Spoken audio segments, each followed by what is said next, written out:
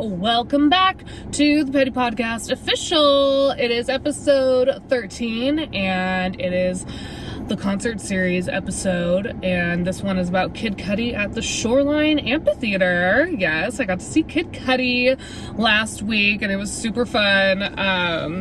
And, you know, I do these concert series. Well, I wanted to, add them to the podcast because I go to so many concerts. And so, I like to, do an episode, whatever episode's the week after the concert. I usually just, give a little recap about it and just, why I like the artist and, just some, fun things about the artist. So, yes, because I am a huge music lover, I wanted to do that. And, this one is about Kid Cudi. Oh my gosh, so this is the third time I've seen him. I've seen him in 2022 and then in 2017 as well. So I've seen him for 3 of his tours. He's just an amazing performer, and when he looks out at the crowd, he genuinely loves all of us. It's just amazing. The amount of light this guy exudes on stage is phenomenal. And so, yeah, I loved him since 8th grade. Yeah, I remember, it was Day and Night. I first heard Day and Night, and then Pursuit of Happiness came out, shortly after, and I was just, obsessed with those songs. I, heard them, my brother listening to them, and I was like, these are really good.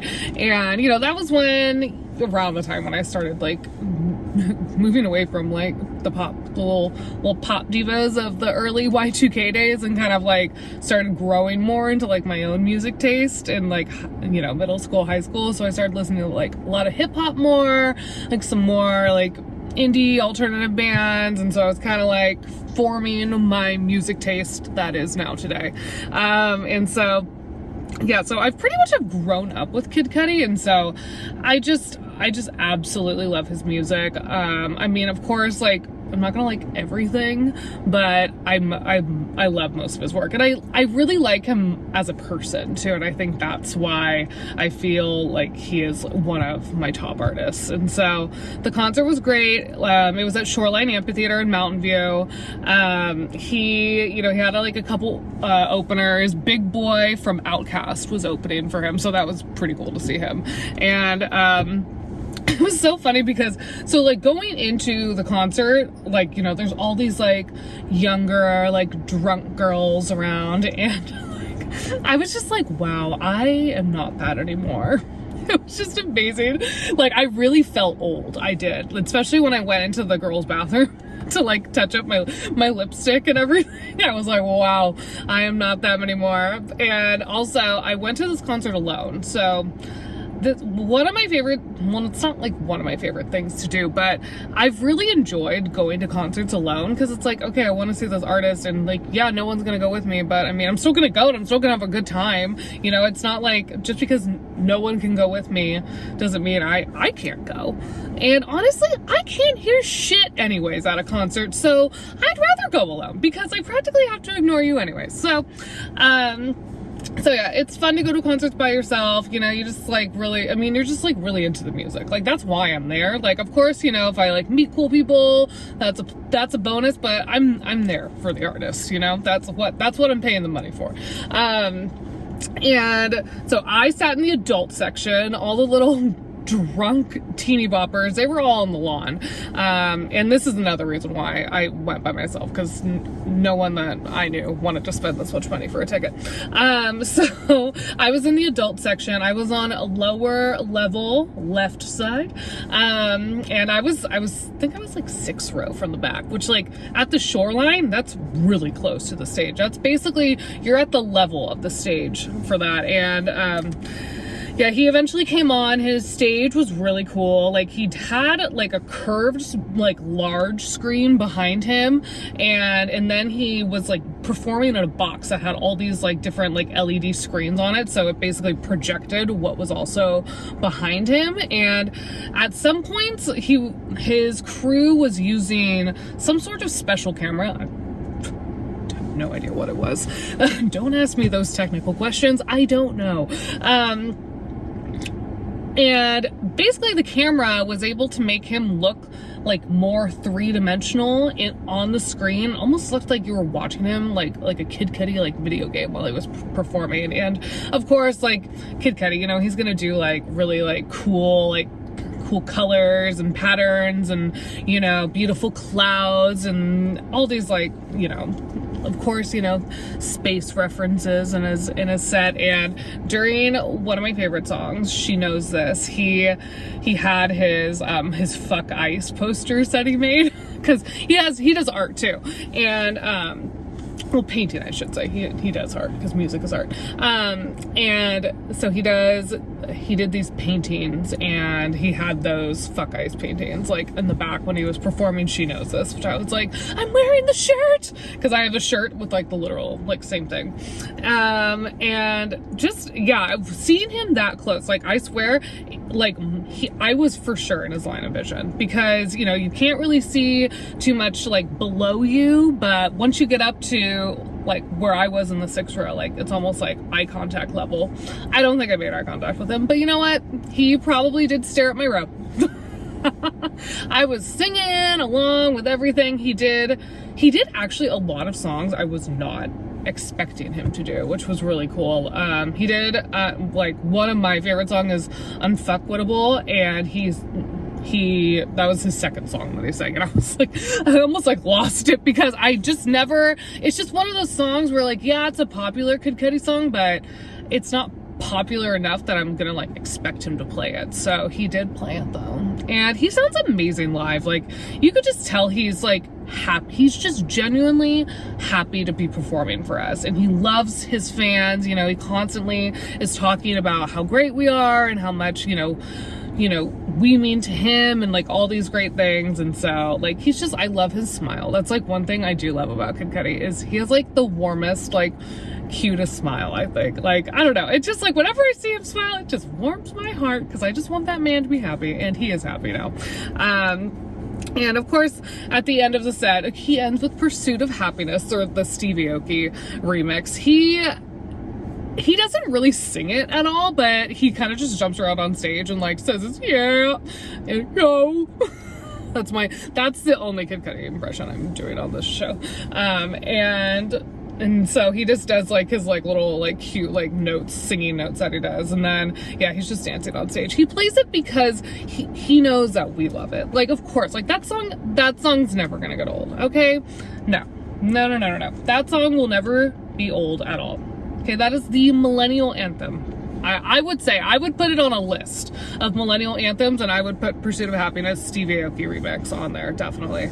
And one more thing I did want to say about the Shoreline is that the parking, like mostly leaving. I mean, getting there sucks too, because there's always traffic, but anyone from the Bay Area who has been to concerts at the Shoreline, you know exactly what I'm talking about. And so leaving the Shoreline was just a complete mess. I think I waited like 30 minutes. I think I sat in one spot for like at least 20 to 30 minutes before like I actually started moving to like get out of the parking lot that I was stuck in. I found a way to go around one parking lot and like come out a little bit further on the street, but I don't think it helped very much, because then like we were just stuck there and not being able to turn. And then the Waymos, don't get me started on the Waymos. I don't know why you would call a Waymo to Shoreline to pick you up, because they are not going to be able to figure out how to get out of that parking lot. And so it was my like purpose on earth to not, like, I did not want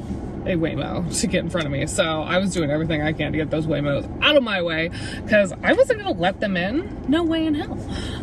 They'll just get stuck, and then they just won't move, and they'll malfunction and blow up or something.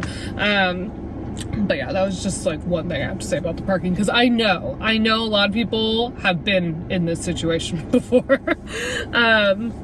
And then like why I love Kid Cudi, I mean, I've gone over it a little bit, but I feel like his sound when he first came on, like his sound was so unique, and you know, he was kind of like singing in his songs, but it was mostly hip hop, and then he was using beats and like instruments in his music that people in hip hop weren't really doing it at the time. He was he was kind of like doing the genre bending. And so, yeah, it was just really, he always had really unique sounds to him. I mean, they weren't like unique sounds to music in general, but to the hip hop world, it definitely was. And, you know, he was kind of like the first hip hop artist to use like rock and roll as more of a reference in his songs, and kind of giving it that different sound from everyone else at the time. And, you know, a lot of his music too is, you know, centered around mental health, and, you know, really is like, you know, actual poetry about him and like his life. And so I think, again, at the time when he was first on the scene, like, no one was really rapping about stuff like that. No one was rapping about their feelings, or like, you know, like them feeling anxious in the middle of the night, you know, like no one was talking about stuff like that. And he was the first one to kind of open up about all of that, and like made us as fans feel like not alone in those feelings. Cause, you know, sometimes you're like, oh my God, why do I feel this way? And then, you know, when you hear about someone going through something similar, and then you realize like, okay, I'm not alone in this, which is, you know, why I connect with him so much, because, you know, I've had my own like healing journey with my mental health, and I feel very connected to him because his music has really helped me through a lot of dark things. Like, so many of his songs are like the songs I want to put on like when I'm feeling upset, when I feel like someone has wronged me. Like, yeah, his music is like the music that I want to put on in those difficult situations. And to like, you know, when I'm feeling down and I want to like, you know, feel like uplifted, and like, you know, just kind of had a hard day, you know, you're like in your feels, you know, because he's in his feels a lot in his music. And definitely, okay, so when I started, I wasn't always like, I don't think I'm a huge stoner now, but I definitely smoke a lot more now than I used to. But when I started smoking more regularly, like his music did make a lot more sense to me too. I mean, like how many times does he reference? He's such a stoner. Kid Cudi's like one of the biggest stoners, and he actually has his own weed brand now. I think it like was released last week or 2 weeks ago. Oh, God, I forgot what it was called, but I want some. But I definitely want to try it, so I need to find a cannabis shop up here to hopefully that carries it. And, you know, just being a fan and like knowing he was going through his own mental health struggles, you know, back in like the 2010s was when it was kind of apparent that, you know, he was going through some stuff, some substance abuse and his own mental health struggles. And he, you know, came out with this album, Speeding Bullet to Heaven, and it was just a really dark album. I don't really listen to it very much, but I have listened to it more recently, and I'm actually like, oh, it's actually a really good album, though. It's very experimental. It's not like a mainstream thing at all, but it is very interesting, like what he created during that dark time. And I mean, I remember, you know, he used to never want to play that album. He like wouldn't want to listen to it or anything, just because like he said, like, yeah, like I was in a very dark place at that time. And so he actually played, I think, 2 or 3 songs from it on when I saw him last week. So I was very surprised. And so like, yes, I have been listening to a lot more, but that's something that he has overcome during his career. When all of us were watching, he overcame that. Now, like when I see him on stage, like he's so much, you know, happier, and he's just glowing on stage. Like, you know, you could tell like he's taking, like, he did the time, and now he's taking better care of himself, because, you know, as an artist who puts so much into their fans, and, you know, wants to, you know, be there for their fans, and, you know, is going through like their own struggles at the same time, like you can't, like, it's cheesy, but you can't pour out of an empty cup. And so I think, you know, he was just giving so much of himself to us, and like his art was gorgeous and beautiful, but it eventually, I think, you know, he eventually imploded, I think. And so, you know, now he's, you know, gotten, you know, the help that he needs. I mean, he's still smoking a lot of weed, but I mean, maybe he's California sober. I don't know. No, he drinks too. So, you know what? He's doing whatever the hell he wants. But he is much happier though, which I'm so happy about, because I just want my favorite artists to be happy. I just want them to be happy. I want them to take their time and take care of themselves, because like I want them around for a long time. And so some of my favorite, I keep moving my like notebook around because this, like, look, hello. I have my note. It's like shining the light on me. This is professional lighting here at the Petty Podcast. Hello there. Oh my God, that looks creepy. And so some of my favorite songs from him are, he played all of these actually, except for one, which is exciting. So Unfuckwittable, that was like his second song that he played, and that song, like, I put that song on when I am just feeling like a bad bitch and I am just about to like dominate something. That's when I put on Unfuckwittable, when I kind of want to get into like that boss bitch energy. And then Portia Topless is another one. He didn't do this one at his show, but Portia Topless came out in the summertime, I think of like 2022, 2023, and it's just a fun, like, just fun beat, like fun song, like nothing deep or anything. It's just something you want to put on when, you know, you're kind of like cruising down the highway and, you know, like the windows are down. And then Blue Sky is from his Insano album, and then he played this one as well, which I was surprised. I was surprised he did this one. But it's just like a beautiful, like, happy song. Like when I'm like in such a good mood, like I love it when this song like comes up on my playlist and I'm just like, again, like cruising around, you know, just like hanging out. And then like this song always lifts me up whenever it comes on. It pretty much, it's a no skip song for sure. And then Just What I Am, you know, a stoner's, this is like a stoner anthem for sure, because it's, you know, he says like, I need smoke, you know, and like, yeah, it's just about getting high. There's a deeper meaning to it, but you know, it's definitely a stoner anthem, and again, the beat is amazing on it. And then my absolute favorite is Love. That I remember he didn't officially release it for years. I would listen to it on YouTube. He had it on YouTube and he had it on SoundCloud. I would literally have that on just looping on YouTube because I love that song so much. It just, you know, it has the lyrics, you know, I have to like sing the beat in my head a little bit. You know, about not like being lonely, like don't be so down, come on, young homie. So it's just like, it almost like feels like he's like lifting me up when I hear that song, as cheesy as that sounds. But yeah, that's definitely that's the favorite song of him. And yeah, it's just a great song to put on when you're just, again, feeling down, and when you're feeling down and you're not just like, oh, I want to be sad, I want to be angry, but when you're like, okay, I need to like pick myself up, like Love is the song to put on when you just want to pick yourself up, and then Kid Cudi will help carry you through.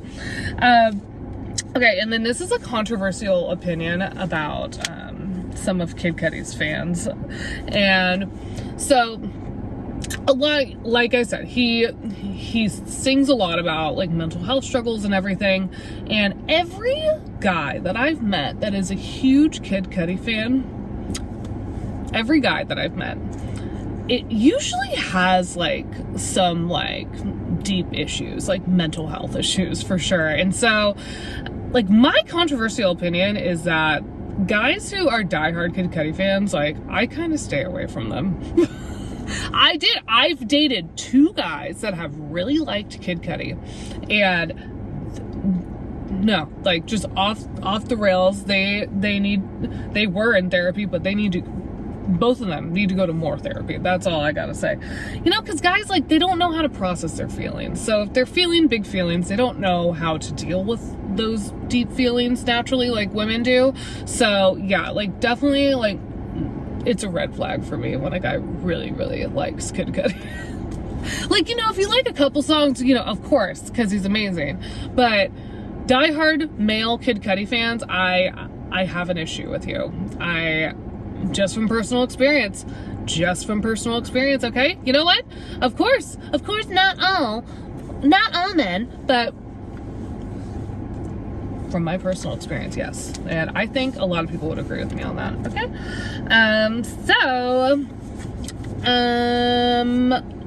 Next week, if you want to hear more of my controversial opinions, tune in next week. I release full episodes on Tuesdays, usually in the evening, and they're on YouTube and Spotify as well. And follow me on all my socials: YouTube, Spotify, TikTok, Instagram, at the Petty Podcast Official.